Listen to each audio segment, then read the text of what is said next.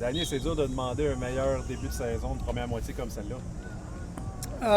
Quand on regarde côté fiche, est-ce qu'on est satisfait? Je dirais oui, mais on est loin d'être parfait. Dans le sens qu'il y a plusieurs facettes du jeu qu'on peut s'améliorer, que ce soit en attaque, que ce soit en défensive, de mieux plaquer probablement, d'être capable de défendre des avantages de 10 à 12 points quand on mène dans des rencontres unités spéciales. Je pense qu'on joue beaucoup mieux récemment. Mais je dis souvent qu'on veut jouer notre meilleur football dans la deuxième moitié de la saison. Alors il nous reste beaucoup de matchs, puis on va travailler là-dessus. Qu'est-ce que tu peux nous dire sur la première moitié de saison que Davis Alexander ainsi que Tyson Philpott ont eu, ces deux-là en particulier, parce qu'au rythme où ils vont, pour établir des records, là, des choses qui n'ont jamais été vues en plus de 100 ans d'histoire de la Ligue canadienne? Ça, par contre, ça me plaît beaucoup parce que je les regarde aller, puis je vais ajouter aussi Sneed dans la conversation, puis ça me rappelle beaucoup de AC, puis Jamal Richardson, puis Ben Cahoon. Alors je les regarde aller, puis ils sont jeunes encore, puis les trois, ils s'entendent tellement bien ensemble, ils sont toujours ensemble, que ce soit le pre-game ou pendant les semaines où on a une semaine de congé. C'est trois bons amis, puis je souhaite qu'on peut les garder les trois ensemble pendant les prochaines années à Montréal. Puis je souhaite aussi que les trois restent en santé, parce que si c'est le cas, je pense qu'à Montréal, on va avoir beaucoup de plaisir de les voir compétitionner dans les prochaines années. Oui, puis à quel point l'expérience acquise lors des 4 dernières saisons, en particulier avec ce groupe de joueurs-là, peut vous aider pour la deuxième moitié de saison qui va commencer jeudi? Parce que là, les équipes dans l'Est en arrachent, se cherchent. Il y a possibilité que vous assurez du premier rang très tôt. Je sais que ça avait été le cas il y a 2 ans, puis l'équipe a été en mesure de rester quand même concentrée en deuxième moitié de saison. À quel point cette expérience-là, tu anticipes que ça peut vous aider? Ben écoute, c'est énorme. C'est énorme le fait que ça fait déjà plusieurs années que nous sommes tous ensemble. Puis comme tu disais, on a vécu qu'est-ce qu'on est en train de vivre là en 2024, avec le début de saison qu'on a eu en 2024. Mais je pense qu'on a appris quelques leçons aussi dans la deuxième moitié de la saison, la façon qu'on a eu quelques difficultés, je dirais, la façon qu'on a terminé la deuxième moitié de la saison. Mais toutes ces expériences-là, je peux seulement y penser que ça peut nous aider, que ce soit les joueurs, que ce soit les entraîneurs, que ce soit la direction. Je suis convaincu qu'on a appris beaucoup pendant cette période-là, puis je suis convaincu aussi qu'on va être capable, on va être dans une meilleure situation de gérer qu'est-ce qui s'en vient dans les prochaines semaines. Tu as évoqué l'époque de Ben Cahoon, Jamal Richardson. Ça fait un certain temps que l'attaque des Alouettes a été aussi explosive, aussi divertissante. Puis on sent que le public rembarque vraiment très fort derrière les Alouettes. Comment tu réagis? Oui, non, écoute, tout le monde m'en parle, puis il y a du monde qui pense que c'est un jeu de vidéo là, quand ils nous regardent jouer à l'attaque. Puis je comprends aussi, mais ça c'est la stabilité. Ça, c'est des joueurs qui sont commis à ce qu'on fait à l'attaque. Ça, c'est aussi, quand je parle de stabilité, tu regardes le staff d'entraîneur qu'on a à l'attaque. Nous sommes ensemble pendant les 4 dernières années, là, je dirais. Alors, il n'y a pas de grande surprise de ce côté du ballon. Puis, qu'est-ce qu'on sait par contre, c'est qu'on a des joueurs qui sont spéciaux, et on veut les mettre dans une situation d'avoir du succès, puis nos coachs sont capables d'identifier de quelle façon de le faire. En termes de personnel, est-ce qu'il y a des positions peut-être que tu aimerais améliorer? On sait que les camps d'entraînement de l'NFL sont en cours. Il y a toujours des joueurs qui arrivent en septembre généralement, étant donné qu'on peut agrandir l'équipe d'entraînement. Toi, est-ce qu'il y a une position où tu dis, regarde, ça, on aimerait peut-être essayer d'améliorer ça durant les prochaines semaines? Moi, quand je regarde tout ça, Didier, je disais que je regarde toujours la profondeur. La profondeur parce qu'on sait que les dernières années, on a joué avec minimum de 70 joueurs qui sont habillés pour minimum un match. Alors, nos 10 pistons sont tous de retour des camps NFL. On a une liste de joueurs qui nous intéressent. Par contre, la plupart sont encore dans les camps. Puis il y en a en particulier avec les Rams, qu'on a assisté à quelques pratiques. Alors, si jamais il y a une opportunité d'améliorer le noyau de l'équipe, ben, on va le faire, c'est sûr et certain. Mais à date, je dirais que si on peut rester en santé, je pense que c'est une équipe qui va continuer de performer au niveau qu'on connaît. Qu'est-ce que vous avez vu de la part de Ron Jones, des entraînements que vous avez assistés avec les Rams? Ben, écoute, c'est un excellent joueur de football. On le savait déjà. On a eu la chance d'échanger avec des dépisteurs des Rams. Puis ils me l'ont confirmé qu'à date, ils l'aiment beaucoup. La clé pour Rohan va être les matchs au concours. Alors, ils ont déjà joué un, il en reste 2 autres. Alors, je peux te dire que je ne suis pas beaucoup l'NFL pendant cette période de l'année, mais je vais suivre les 2 prochains matchs au concours des Rams, je peux te le confirmer. T'en as parlé, t'en as glissé un mot, le personnel d'entraîneur à l'attaque. Tu sais, Anthony Calvillo, cette année, on sent, je sais qu'il y a peut-être le personnel en place, mais on dirait que ses appels de jeu, son play calling, on dirait qu'il a trouvé une autre vitesse aussi. Là. Comment tu trouves cet aspect-là? Moi, je suis très, très fier d'Anthony Calvillo. La façon qu'il a grandi comme entraîneur. Puis je pense que cette agressivité-là vient peut-être de ses jours quand il jouait au poste de carrière avec M. Don Matthews. Puis tu regardes aussi les dernières années que Jason, quand il appelait des jeux, il était très, très agressif. Alors je pense que ça fait partie de son répertoire à la façon qu'il appelle des jeux aujourd'hui. Puis écoute, c'est tellement difficile de défendre ce qu'il appelle parce que c'est pas seulement le jeu aérien qui fonctionne là, c'est aussi le jeu au sol. Puis avec le nombreux différentes façons qu'on s'aligne avec les formations qui sont différentes d'un jeu à un autre, ça veut dire que défensivement, là, il faut que tu sois bien préparé pour affronter cette attaque-là. You guys are back after this season, and now you're facing a team that's winless. We were talking about that 3 weeks ago, but now they're in the same situation. What's important for this game this Thursday? Oh, for us, it's status quo. It's our standards is what we meet with, we practice with, and play with, and that's what we want to meet every week. We talk about faceless opponents. We don't care about our opponents. We never talk about them. We're aware of them. We don't care about them. And all the focus has always been on us. And so it bodes very well on a week like this. And we're just looking forward to competing again. Obviously, the bye week happened. I know I heard a lot of the guys say it was even too long, and it was a short bye week. So that tells you something about their connection and their want to of working and being together. So they were excited to be back 2 days ago, and we had a great practice today. So looking forward to this matchup.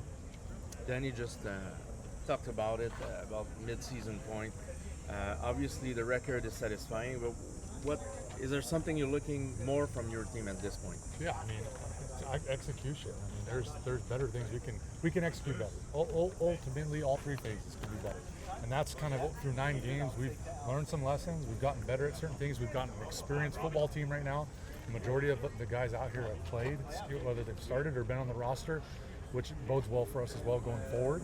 But there's little things that you can improve on every week. It'd be too long of a list if I went through everything, but I can assure you when we go through our meetings, and we went through that past game, as good as it looked to everybody else, there's things that we need to clean up and get better at. And that's what's on our mind. It's just improving every day and getting better every day. When we look at the stats, there's some aspects of the game. At the beginning of the season, we thought about tackling. Sometimes you gave big returns on special teams. Are there certain aspects in particular that you want to improve in the second half? Well, I mean, tackling was the first thing Noel talked about this week to our defense. So, I mean, that hasn't gone away. I mean, we have a very high standard of how we play defense here, and it starts with being physical and tackling. And there's definitely things we can improve on there. As far as giving up big returns, that's been a few weeks now. So I mean, we want to continue that trend. That's something in the past, we're very prideful here with our special teams. And the guys that play on it are very prideful of it. So I think they've been doing a solid job the last few weeks of curtailing returners, and we've been facing them. There's so many great returners in this league. So. And then ultimately just better execution all over the place. That's just what it comes down to. It's never being satisfied. It's understanding that you come out here with a purpose every day, you get better. And that's what we want to keep our guys understanding. Purpose every day, standards every day. In hockey, we often talk about the first line. Davis Alexander, Tyson Philpott, Taylor Snead. What can you say about the first half of those guys? Yeah, I mean they're leading. I mean, and last 2 weeks, I mean we haven't had to change our players of the game. We just added Tice to it. I mean those guys have been those guys. They're playing at an extremely high level. You know, their targets are their targets, but they're catching everything that's targeted to them too. And they're making plays and doing things. And the best part about both of them, and when we show things in our meeting, yeah, we show the big plays that they make. We also show them blocking, and that's what I'm very prideful of. I'm prideful they're both football players. You know, Snead and Tyson, they both lead by that. And as a receiver, to me, when you're labeled a football player, not just a receiver, I think that means something. And that's just our way we are here. We're blue collar, and when you're two of your guys that are getting the targets, also block at the end of games. Or throughout the game for each other and for the other guys, that just speaks volumes. The same thing with Tice. Had 100 yards rushing, 40 yards receiving, but what we show is his blocking because we care about those things.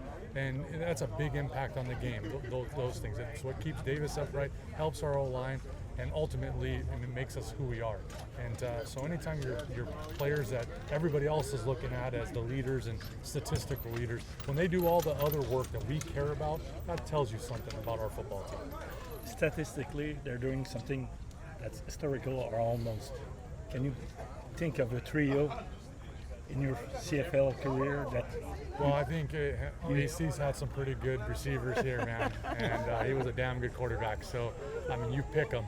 I mean, it would start with, I would say Ben Cahoon is one of them that was always here for him.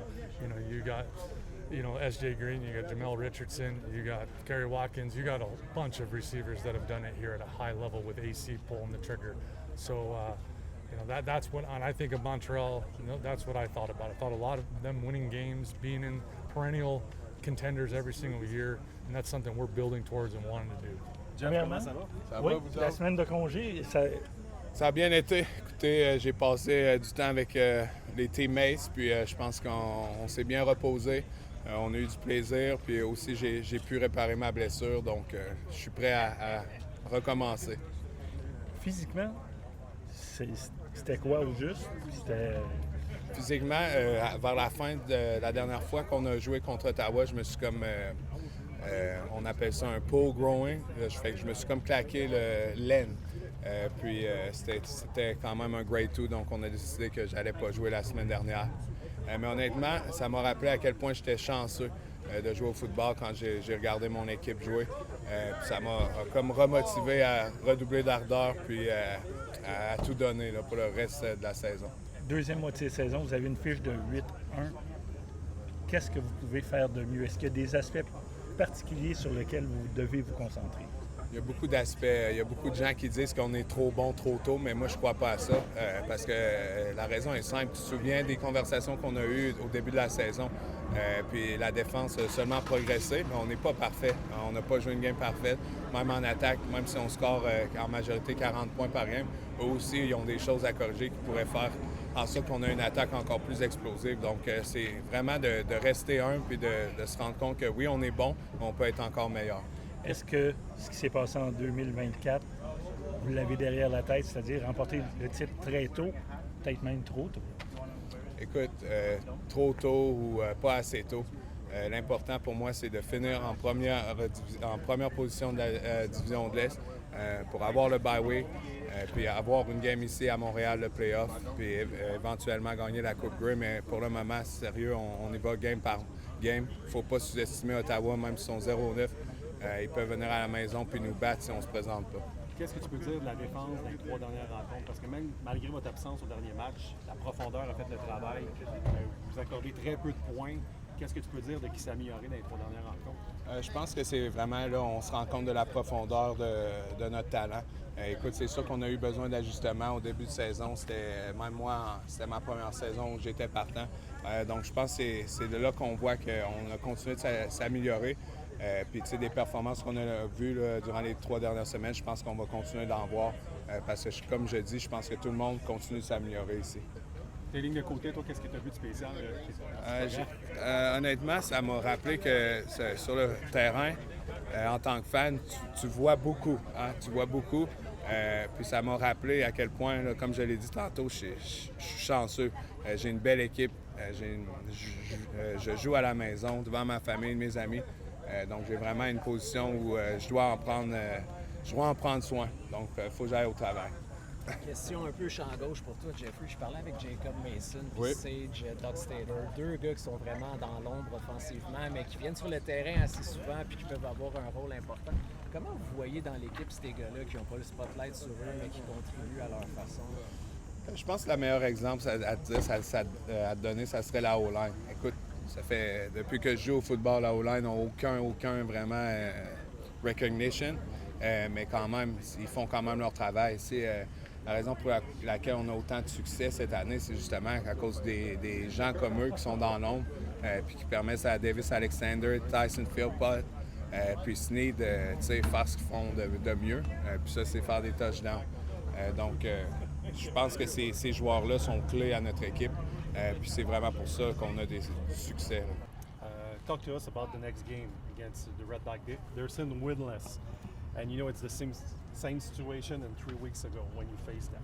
Yeah. What's different right now? Not much. Our approach every single week has been pretty solid. One game at a time, doing what we're supposed to do, and just focusing on our opponent. We talked about it with both Danny and Jason at midpoint. You're 8-1, but they both feel there are some aspects to work on. What do you feel offensive? Offensively, I still don't think that we've actually fully put together a full game. We watched the tape from this last Edmonton game, and we played pretty well, obviously, but I missed a couple reads, and obviously the interception can't happen. That's a crucial point in the game. We flipped the script right there. It goes from possibly 17-7 or 21-7 to 14-14. So we got tons of stuff to work on, absolutely. Any aspect in particular that you... For our offense? I don't know. And maybe I'm Running being hasn't picky. been bad. Sorry. Passing has been all right. Yeah. But I just feel like sometimes there's been some crucial 2 and outs when we can help at least chew a lot of the clock away, or just keep our defense off the field. It just seems like that's pretty picky, but it does feel like there's 1 2 and out a game where we're coming out the field like we had a chance to put this thing away and we're not doing it. So Working with the that. clock, in 24 seconds, your drive through the field and get your field goal. Is Yeah. that one of the basic thing that you guys did well in the first half of the season, to work with the clock? Yeah, that was a huge moment for us. That was obviously a huge momentum shifter in that game. Getting back those cheap 3 points right before the half, and honestly, something that we hadn't really done so far this year. We might have had one other. We have been good at the end of games, but I'm talking end of the first half. So that was huge for us, and hopefully we can keep building on that, and then maybe next time score a touchdown. For some very good reason, there's a big spotlight on you, Philpott and Snead, but I was talking with Jacob Mason and Sage Dockstader, 2 guys, really very far from the spotlight. What do you see in their contribution to the game? They care as much as anyone, if not more. They're always in the right place. They love their role, they embrace their role, and they're excited to show up every single day. That speaks volumes to just the character of this team. A couple guys like that that are just showing up ready to work, and it sets a great example for everybody around. Numbers wise, do you have any goals? For me, no, just win. That's it. That's all I got. Just win. When you're smiling like that, is it the real answer, or you rather not talk about? No, honestly, sure, maybe in the very, very, very back of my mind, whatever. However you can break history, I think that's the coolest thing in the world, to break history. But it's wins for me. That's the only number that matters to me. Do you feel the vibe in Montreal? We're talking about that. Lots of people talk about the Alouettes. There's a vibe around that. It's been incredible. We all feel it, especially this bye week. I got to go out and enjoy the city and be around people and be around events and stuff like that. And we got so much love, and I was really trying to make sure everybody knows how much we realize and appreciate it. But we got a long way to go, and we all know the end mission. But it's truly 1 week at a time. But the vibe has been absolutely incredible. One thing we've been talking, and first part of the season that we're less talking about is their third quarter blues. You feel you've turned the corner on that as a team. I'm not talking to you personally, but as an offense. Yeah, of course. And I think when we were talking about it, you guys kept asking, rightfully so. You guys kept asking, what's the problem, what's the issue, and I think a couple of times I said maybe it's just the football gods, because we haven't overemphasized the third quarter or the fourth quarter or anything like that. We're just executing in the third quarter, doing what we're supposed to do. So, sure, I feel like we've gotten past that, but it can very easily creep back in. So can't take anything for granted, obviously.